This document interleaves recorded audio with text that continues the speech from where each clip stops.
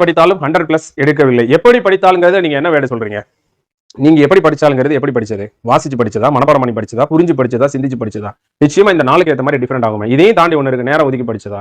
1 மணி நேரம் படிக்கிறீங்க, 10க்கு 2 மார்க் வருது. 2 மணி நேரம் படிச்சா அதே 2 மார்க்கா இருக்கும்? 3 மணி நேரம் படிச்சா அதே 2 மார்க்கா இருக்கும்? 4 மணி நேரம் படிச்சா அதே 2 மார்க்கா இருக்கும்? நிச்சயமா இல்ல. நாம் நேரத்தை ஒதுக்க நிச்சயமா மதிப்பெண்கள் கூடும், அதுல மாற்றமே இல்லை. அதனால நேரம் ஒதுக்குறது மூலமா நிச்சயமா மதிப்பெண்கள் கூடும். அதே போல நம்ம படிக்கிற மெத்தடை மாற்றணும், ஒரே மாதிரி பண்ணக்கூடாது. நான் நிறைய பேர்ட்ட பார்த்துட்டேன், காலையில இருந்து சாயங்காலம் வரைக்கும் படிப்பாங்க, சின்ன சின்ன மிஸ்டேக்ஸ் இருக்கும் அவங்ககிட்ட. ஒன்று நோட்ஸ் எடுத்து படிக்காம இருப்பாங்க, இல்லை ரிவிஷன் பண்றதுக்கு ஸ்ட்ராட்டஜி இல்லாமல் இருக்கும், இல்லை டெஸ்ட்டே எழுதி பார்க்காம படிப்பாங்க, இல்லை அப்படின்னு சொன்னா வேற ஏதாவது வேலை பார்த்துட்டு சிந்தனையை முழுசா இங்க கொண்டு வராம படிச்சுட்டு இருப்பாங்க, மேலோட்டமா நுனிப்புல் மேயற மாதிரி படிச்சுட்டு இருப்பாங்க. கடைசி வரைக்கும் அதை வாசிச்சிருப்பாங்க, அந்த பேராகிராஃப் என்ன சொல்லுதுன்னு சிந்திச்சிருக்க மாட்டாங்க.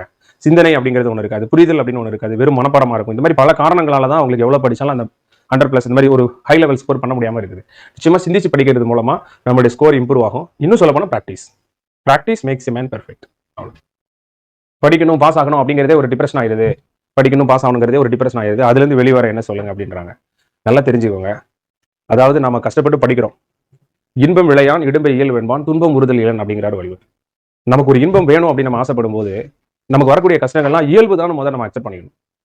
இவ்வளவு கஷ்டத்தை தாண்டி வந்தாதான் நம்ம சக்சஸ் பண்ண முடியும் அப்படிங்கறத முதல்ல மைண்ட்ல ஃபிக்ஸ் பண்ணிக்கணும். இந்த போட்டி அப்படிங்கிறதே என்ன அப்படின்னா, ஒரு காரியத்தை செய்யறதுல நம்ம எந்த அளவுக்கு மன உறுதியா இருக்கோம், எந்த அளவுக்கு முயற்சியோட இருக்கோம், அதை எப்படி தொடர்ந்து செய்யறோம், அதுலதான் சக்சஸ் கிடைக்குது, வேற ஒண்ணுமே இல்லை. அந்த காரியத்தை செய்யறதுக்கான வலிமை அப்படிங்கிறது உங்களோட இயல்பாவே இருக்கு. அதான் அதுல பியூட்டியே. ஒரு கலெக்டர் ஆகணும் அப்படின்னா அந்த வலிமை உங்கள்ட்ட இருக்கு. ஒரு பிசினஸ்ல ஜெயிக்கணும் அப்படின்னா அதுக்கான வலிமை உங்கள்ட்ட இருக்கு. நீ என்ன நினைக்கிறியோ அதை உங்களால ஆக முடியும் தான். ஆனா அது ஆக முடியறதுக்கு நம்ம சில பழக்க வழக்கங்கள் இருக்கும். நம்மளுடைய மனசை நாம கட்டுப்படுத்த முடியாத நிறைய நிகழ்வுகள் இருக்கும். அந்த 5 அது போற போக்குக்கெல்லாம் போகும். அதை போக விடாம எது நம்ம வாழ்க்கைக்கு உயர்வை தரும், அப்போ இதுல இருந்து என்ன தெரிய வருதுன்னா, இந்த உலகத்துல எதையுமே நம்மளால சாதிக்க முடியும், மனக்கட்டுப்பாடுன்னு ஒண்ணு தேவை. சார் அந்த மனக்கட்டுப்பாடு தான் என்னால பெற முடியல அப்படின்னா, மனக்கட்டுப்பட்டு தான் ஒரு காரியத்தை செய்யணும்னு அவசியம் இல்லை. மனசை கட்டுப்படுத்தணும் நினைச்சா போதும். இப்போ சொல்றீங்களா டிப்ரெஷனா இருக்குன்னு ஓவர் கம் பண்ண என்ன பண்ணி, அதை அப்படியே நினைச்சிட்டு டிப்ரெஷன் ஆகாம அதை தீர்க்கிறதுக்கு என்ன வழி, அதை தேடி நம்ம எப்பெல்லாம் போகிறோமோ அதுக்காக சில புத்தகங்கள் படிக்கிறதோ, அதற்காக நல்ல விஷயங்களை தெரிஞ்சுக்கிறதோ, மனசை உற்சாகப்படுத்துறதோ, நிறைய ஏதோ ஒரு கோயிலுக்கு போறதோ, இல்லை ஒரு ஆன்மீக நாட்டமோ, இல்லை பெரியவங்கள்ட்ட நிறைய விஷயங்கள் கேட்கறதோ, இது மூலமா நம்மளை பிஸியா வச்சுக்கிறதோ, நல்ல பாசிட்டிவான மக்களோட சேர்றதோ, நண்பர்களோட சேர்றதோ, இல்ல நாம ரொம்ப பாசிட்டிவா இருந்து மற்றவங்களை நமக்கு என்ன ஒண்ணு வேணும் நம்ம ஆசைப்படுறோமோ அதை மற்றவங்களுக்கு கொடுக்கணும்ன்ற மனநிலையில நம்ம வந்துட்டோம்னு வச்சுக்கோங்களேன், இப்போ நிச்சயமா நம்ம அதுக்கு நம்ம தகுதி உடையவரா மாறிடுவோம். இப்போ உதாரணத்துக்கு நான் 1000 பேருக்கு சாப்பாடு போடணும் அப்படின்னு நினைச்சா உன்னுடைய சாப்பாட்டுக்கான தேவை நிறைவேறும். பிறருடைய உயர்வுக்கு நீ இறை நினைப்போட பாடுபட்டா உன்னுடைய உயர்வை இறைவன் பார்த்துப்பான் அப்படின்னு சொன்னது போல, இந்த உலகத்தையே வாழ வைக்கணும்னு நினைக்கிறவன் தான் வாழ முடியாம போயிடுவானா? நல்லா யோசிச்சு பாருங்க. அப்ப அந்த உயர்வான எண்ணங்கள் நமக்கு வேணும். சில நேரங்கள் நம்ம வாழ்ந்துருவோமான்னு எப்பெல்லாம் பயம் வருதோ அப்ப நம்ம ஒரு வார்த்தை சொல்லணும். புரியுதா உங்களுக்கு? ஐயோ எனக்கு என் உயிர் காப்பாத்து வந்துருமோ அப்படின்னு நினைக்கிற நேரத்துல உங்க எல்லாரையும் நான் காப்பாத்துறேன் அப்படின்ற அந்த ஒரு வார்த்தை இருக்கு பாருங்க, அந்த ஒரு வார்த்தை ரொம்ப வேல்யூபிளானது. அது போலதான் எல்லாருமே இருக்கும். மற்றவர்களுக்காக நம்ம வேண்டும் போது நமக்கான சக்தி பல மடங்கு அதிகரிக்கும் அப்படிங்கிறத உண்மை. ஸோ டிப்ரெஷன் இல்லாம படிக்கிறதுக்கு சுயநலம் அப்படிங்கிறது ஒன்று இருக்க போய் தான் டிப்ரெஷன் ஜாஸ்தியா இருக்கு. இந்த டிப்ரெஷன்ல இருந்து நீங்க ஓவர் கம் பண்ணோம்னா தயவு செஞ்சு அந்த சுயநலத்துல இருந்து அதை பொதுநலமா கன்வெர்ட் பண்ணுங்க. ஐயா அனுபவம் முக்கியமா இல்ல திறமை முக்கியமா அப்படிங்க, ஸ்கில் ரொம்ப முக்கியமா எக்ஸ்பீரியன்ஸ் ரொம்ப முக்கியமா அப்படின்னு கேட்குறாங்க. அதாவது எப்படி சொல்றதுன்னா, நமக்கு நல்ல ஸ்கில் இருந்தது அப்படின்னு சொன்னா அனுபவத்தால 5 வருஷம் 10 வருஷம் தெரிஞ்சுக்கக்கூடிய விஷயத்த 1 or 2 இயர்ஸ்லயே நம்ம தெரிஞ்சுக்கலாம், நிச்சயமா தெரிஞ்சுக்க முடியும். பட் ஆனாலும் அந்த திறமையை நம்ம எப்படி செயல்படுத்துறோம் அப்படிங்கிறது ரொம்ப முக்கியம். நிறைய பேர் நல்ல அனுபவமா இருக்கும், ஆனாலும் மீண்டும் அதே தவிர செய்யக்கூடியவங்களா இருப்பாங்க. அந்த அனுபவத்தை சரியா பயன்படுத்த மாட்டாங்க. எந்த ஒரு விஷயத்திலையும் கிடைச்ச அனுபவத்தை நம்ம எப்படி பயன்படுத்துறோம். ஒரு 20 வருஷமா ஒரு தொழில் ஒருத்தர் பண்ணிட்டு இருப்பாரு, அதனால அவருக்கு ஒரு எக்ஸ்பீரியன்ஸ் இருக்கும். ஆனா அந்த எக்ஸ்பீரியன்ஸை பயன்படுத்தி எப்படி முன்னேறணும் அப்படிங்கிற எண்ணம் அவருக்கு இல்லைன்னா அந்த அனுபவத்தால பலன் இல்லை. நிறைய பேர்ட்ட திறமை இருக்கும், ஆனா அந்த திறமையை வச்சு நம்ம என்ன நினைக்கிறோமோ அந்த காரியத்தை சக்சஸ் பண்றோம். எனக்குலாம் டிஎன்பிசி படிக்கிற பசங்க நிறைய பேருக்கு திறமை உண்டு, எல்லாத்தையுமே நிறைய ஸ்கில் இருக்கு, 100% சொல்ல முடியும்.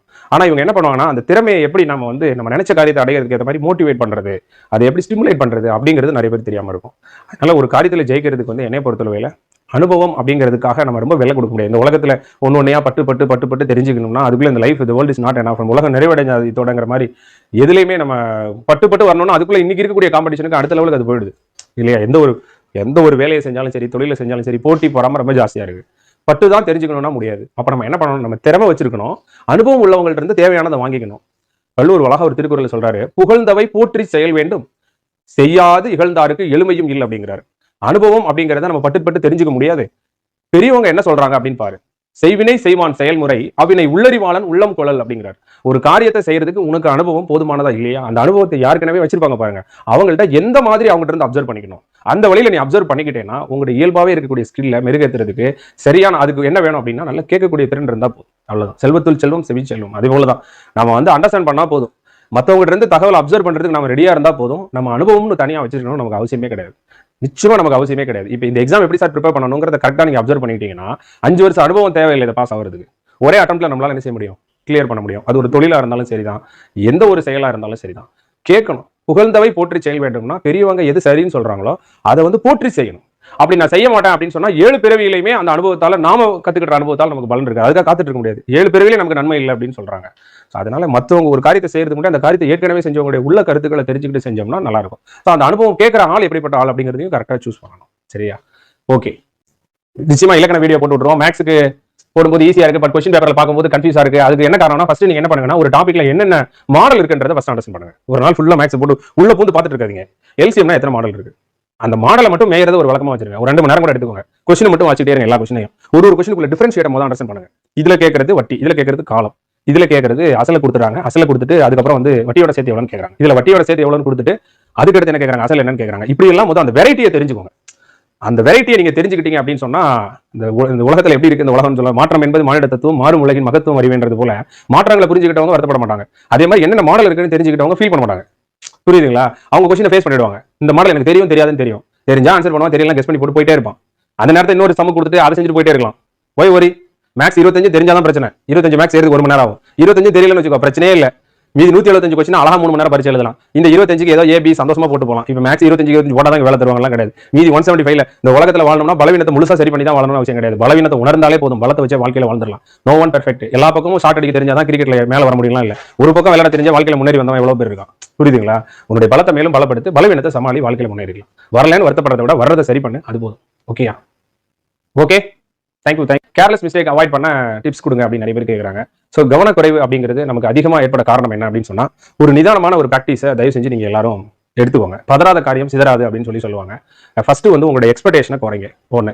ரெண்டாவது, உங்களுடைய பலம் என்ன பலவீனம் என்னன்னு தெரிஞ்சுக்கோங்க. உண்மையிலே ப்ராக்டிக்கலா தெரிஞ்சுக்கோங்க. அதுக்கு அடுத்து ஒரு நல்ல திட்டமிடுதல் இருக்கணும். திட்டமிடுதல் இல்லாததால தான் கவனக்குறைவு அதிகமாக ஏற்படுது. இப்போ உதாரணத்துக்கு 3 மணி நேரம் எக்ஸாம் எப்படி எழுதணும் நிறைய பேர் பிளான் இருக்காது. அதனால என்ன பண்ணுவாங்க, முதல் 1.5 மணி நேரத்தில் 50 கொஸ்டின் 60 கொஸ்டின் தான் போட்டுருப்பாங்க. அடுத்த 1.5 மணி நேரத்தில் 150 கொஸ்டின் போட வேண்டியிருக்கும். அந்த நேரத்தில் தான் கவனக்குறைவு ஏற்படுது. உண்மையா இல்லையா? ஸோ அது ஒரு காரணம். மூணாவது, சில நேரங்களில் ஒரு கவனக்குறைவு ஏற்படும் போது அந்த ஒரு தடவை செஞ்ச அந்த கவனக்குறைவான தவிர அடிக்கடி மைண்ட்ல கொண்டு போய் ஸ்டோர் பண்ணிடணும். அப்படின்னா தான் அந்த இடம் வரும்போது கேள்வி வேகமாக வாசிக்கும் போது அவசரப்படாத, கேள்வி முழுசா வாசிச்சு. ஆனால் உள் மனசு வந்து நம்ம எப்படி நம்ம தவறான பாதிக்க போகும்போது நம்ம மனசு போய் நம்மளை கட்டுப்படுத்துதா இல்லையா? அதே மாதிரி ஒரு தடவை செஞ்சா அதுக்கு பேரு எனது தவறு, 2வது தடவை அதையே செஞ்சா அதுக்கு பேரு தப்பு. கவனக்குறைவா இருக்கிறது தப்பே இல்லை, கீழே விடுறது தப்பே இல்லை, மறுபடியும் அதே கல்லில் தடிக்க விடுறது தான் தப்பு. அதனால நிறைய தப்பு பண்ணணும் அப்படின்னா அதான் சொல்லுவாங்க, நீ தவறே செய்யலைன்னா நீ ஒண்ணுமே படிக்கலன்னு அர்த்தம் அப்படின்னு சொல்லுவாங்க. அதனால இயல்பா கவனக்குறைவு இருக்கிறது தப்பு இல்லை. ஆனா அந்த கவனக்குறைவு, அந்த கேர்லெஸ் மிஸ்டேக், ஒரு தடவை ரிஜிஸ்டர் நம்பர் தப்பா எழுதிட்டோம்னா அடுத்த தடவை ரிஜிஸ்டர் நம்பர்லாம் கவனமா இருக்கும். ஒரு தடவை டபுள் ஸ்டார்ட் பண்ணிட்டோம்னா அடுத்த தடவை அந்த டபுள் ஸ்டார்ட் பண்ணக்கூடாதுங்கிறதுல ஒரு கொள்கையா இருக்கணும். ஒரு தடவை கேள்வி சரியா, அதுக்கு தான் ஒவ்வொரு மாடல் எக்ஸாம்லயும் அந்த மிஸ்டேக்ஸ் மனசுல நிறுத்தி அந்த இடம் வரும்போது, இப்போ நீங்க ஒருத்தர் வந்து 2 வீலர்ல போய் ஆக்சிடென்ட் ஆயிட்டாரு, அந்த இடத்த வழியா நீங்க போகும்போது பாக்குறீங்க ஆக்சிடென்ட் ஆகி ஒரு கீழே கிடக்கிறாரு. வாழ்நாள் முழுவதும் அந்த இடத்த கடந்து போகும்போது இங்க ஒருத்தர் வண்டியில இருந்து விழுந்தாரு அப்படிங்கிறது உங்க மைண்ட்ல வருமா வராதா? வரதானே செய்யும். அதே தான், இந்த இடம் மோசமான இடம்பா அப்படின்னு உள் மனசு வருவாங்களே. இதே போல தான் நம்ம செய்யக்கூடிய ஒவ்வொரு கேர்லெஸ் மிஸ்டேக்கையும் நிறைய கூட பண்ணுங்க, தப்பே கிடையாது. ஆனா அந்த ஒவ்வொரு கேர்லெஸ் மிஸ்டேக்கையும் உங்க மைண்ட்ல ஸ்டோர் பண்ணி இதே மாதிரி ஒரு கேர்லெஸ் மிஸ்டேக்கை இனிமே நான் பண்ணக்கூடாது அப்படிங்க, அதை விட்டுறவே கூடாது. என்ன இது என்னவா நம்மள எப்படி பண்ணுது, என்னதான் அது நீயா நானான்னு பாத்துறேன் அப்படின்னு சொல்லி அதை சரி கட்டுறதுக்கு என்ன வழி, நீயா நானா அந்த இடத்துல போட்டி போட்டணும், விட்டுறக்கூடாது, பாத்துக்கலாம் அப்படின்னு சொல்லிட்டு நம்ம என்ன செய்யணும், அந்த இதை ஓவர் கம் பண்ணி வர்றது தான் நம்ம லைஃப்லேயே ரொம்ப இன்ட்ரெஸ்டிங்கான விஷயம். ஒவ்வொருத்தரும் வாழ்க்கையில் நிறைய இடத்துல சரிக்கு விழுவாங்க. அந்த சரிக்கு விழுந்ததுல எப்படி எந்திரிக்கிறாங்க அப்படிங்கிறது போதான் ரொம்ப முக்கியமான விஷயம். குழிகளை கூட விழுந்தாலும் இட்லி மாதிரி இருக்குங்க வாழ்க்கையில. குழிகளை விழுந்தாலும் என்ன செய்யும், அந்த மாவு அப்படியே புஷ்னு பொங்கி வரல. அதே மாதிரி வாழ்க்கையில நமக்கு எவ்வளவு கஷ்டங்கள் வந்தாலும் சரி, அதையும் மீறி நம்ம மேல என்ன செய்யணும், எந்திரிச்சு வரணும் அப்படிங்கிறது மனசுல நினைச்சா போதும். நமக்கு நிச்சயமா வாழ்க்கையில என்னைக்குமே வெற்றி கிடைக்கும். என்னைக்குமே எந்த ஒரு பள்ளத்தையும் எந்த ஒரு சரிவையும் நிச்சயமா துன்புள்ளதனின் அன்றோ சுகம் உள்ளது என்றார் கம்பர். அதுபோல துன்பத்தை தாண்டி மறுபடியும் இன்பம் ஏற்படுவது இயற்கை தான். சின்ன வயசுல நமக்கு நிறைய கஷ்டம் வந்துச்சுன்னா உள் மனசுல சொல்லிக்கணும், இந்த வயசுல நிறைய கஷ்டப்படுறேன், நிச்சயமா இந்த ஆஃப்ல நான் கஷ்டப்படுறேன்னா அடுத்த ஆஃப் நான் நிச்சயமா சந்தோஷமா இருப்பேன். அதுல மாற்றமே இல்லை. சிம்பிள் இல்லையா? எந்த ஒரு ப்ராசஸும் ஸ்டார்டிங்ல கஷ்டமா இருக்குன்னா அடுத்து மிக ரொம்ப ஹாப்பியா இருக்க போகுது. வெற்றியை வாழ்வில் சேர்க்கும் வினை ஆரம்பத்துல கஷ்டமா இருக்கும். கல்வியினுடைய வேர்கள் கசப்பா இருக்கும், அதனுடைய பழங்கள் தான் இனிப்பா இருக்கும். இது மனசுல வச்சுக்கோங்க. எப்போ இறைவன் கஷ்டம் கொடுத்தாலும், எப்போ நமக்கு அதிர்ஷ்டம் இல்லைனாலும் மனசுல நினைச்சுக்கணும், நிச்சயமா இதுக்கு அடுத்து என்ன வருது, ஒவ்வொரு துரதிர்ஷ்டத்துக்கு பின்னாடி அதுக்கப்புறம் ஒரு அதிர்ஷ்டம் நிச்சயமா வரும் அப்படிங்கிற நம்பிக்கையில ஓடிக்கிட்டே இருக்கணும். அவ்வளவுதான். அந்த துரதிர்ஷ்டத்துக்கே நம்ம பலியாடக்கூடாது அப்படிங்கிறத நான் உங்களை கேட்டுக்கிறேன். ஓகே, 2 மாதங்களில் குரூப் 4 தேர்வை எப்படி எதிர்கொள்வது அப்படின்னு கேட்கறாங்க. ஸோ முதல்ல ஃபர்ஸ்ட் கண்டிஷன், இந்த 2 மாசமும் நீங்க அதிகமா நேரம் செலவழிக்கணும். கண்டிஷன் நம்பர் 2, படிக்க வேண்டிய புத்தகங்கள் எல்லாத்தையும் கலெக்ட் பண்ணி கையில் வச்சுக்கணும், அதை தேடிட்டு அலையக்கூடாது. கண்டிஷன் நம்பர் 3, எந்த அளவுக்கு புத்தகங்கள் படிக்கிறீங்களோ அந்த அளவுக்கு தேர்வு எழுதி பார்க்க வினா வங்கியும் கையில் வச்சுக்கணும். கண்டிஷன் நம்பர் 4, டவுட் வந்தா சொல்லி தரதுக்கு யாரையாவது கூட வச்சுக்கணும். டவுட், ஏன்னா ஒரு விஷயத்துல அரைகுறையா படிக்கிறது ஆபத்து, அரைகுறை அறிவு நமக்கு ஆபத்து. அதை முழுமையா தெரிஞ்சுக்கிறதுக்கு நிச்சயமா நமக்கு ஆசான்களுடைய துணை வேணும், யாராவது நீங்க வச்சுக்கோங்க.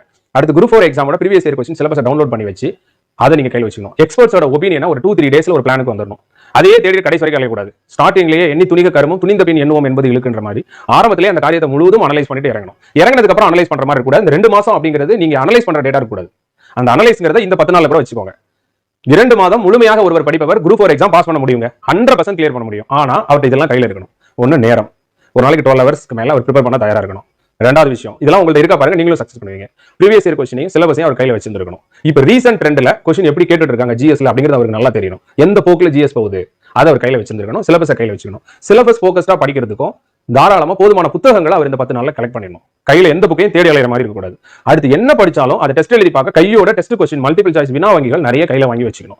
அடுத்து டவுட்டை கிளாரிஃபை பண்றதுக்கு நம்மளுடைய பலம் என்ன பலவீனம் என்னன்னு கரெக்டா அனலைஸ் பண்ணி நம்ம பலமா இருக்கிற சப்ஜெக்ட் ஃபர்ஸ்ட் படிக்க ஆரம்பிச்சுட்டு நமக்கு என்ன பலவீனமா இருக்கோ அந்த பலவீனமான சப்ஜெக்ட்டை யார்கிட்ட தெரிஞ்சுக்கலாம். ஏன்னா நம்மளா பலவீனத்தை சரி பண்றதுக்கு நம்ம டைம் ஆகும்.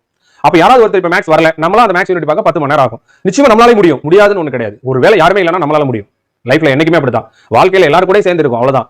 பஸ்ல போனா ஏரோப்ளேன்ல போனா சீக்கிரம் போலாம், கிடைக்கலன்னா என் கால் இருக்குங்க. நம்ம வாழ்க்கையில் நம்மளை நம்பி தான் வாழ்றோம். வழியே இல்லைன்னா நான் நடந்து போவேன், எந்த ஒரு எல்லையை நான் அடைவேன், உச்சத்தை தொடுவேன் அப்படிங்கிற அந்த உற்சாகம், அந்த மன உறுதி, அந்த விடாமுயற்சியும் உங்க கூட இருக்கணும். அது ரொம்ப முக்கியமானது. அடுத்து நிறைய நேரங்களில் உங்களுக்கு சந்தேகம் வரும், வருத்தங்கள் வரும். இந்த 2 மாசமும் உங்களை நீங்க மோட்டிவேட்டடா வச்சுக்கணும். இது ரொம்ப முக்கியமானது. 2 நாள் படிச்சுட்டு 3 நாள் படிக்காம போயிடக்கூடாது.